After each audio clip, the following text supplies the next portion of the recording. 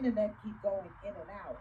What's going on with you over there? Yeah. Sorry. Yeah, this has been a lot going on, but it's some really, really good stories. Very enlightening. Um, very, very good topic because domestic violence to me has always been on the rise. I am definitely come from that, with my ex, my children's father.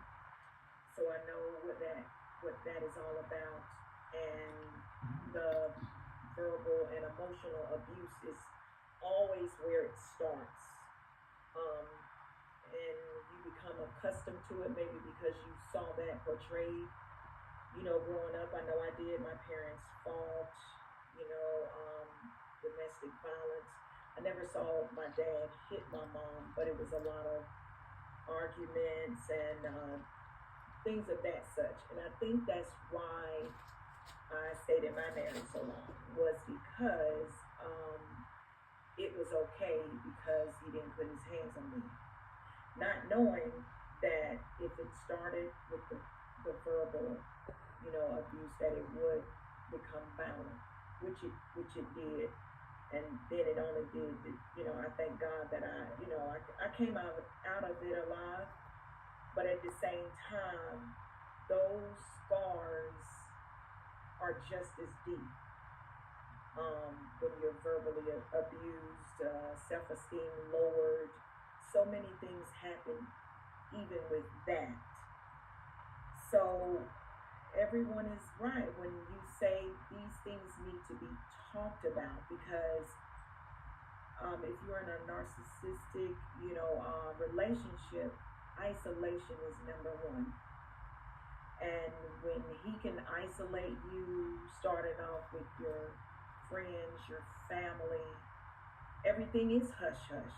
You don't talk about it. You kind of learned it from your parents, but especially when the narcissist, gets everybody on his side. They're called flying monkeys. Like, he would never do that because, my husband was a minister, so we came through the church. So that's where I got a lot of my counseling, because we had those tools right inside of our church. Yeah.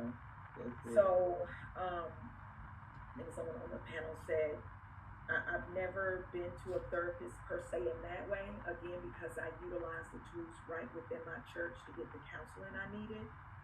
Not saying that it should not be an ongoing thing that needs to happen, but a lot of my healing with where I'm at today, I thank God that I did have those tools, and I am able to talk about it, and I am able to enlighten others on who might be going through this.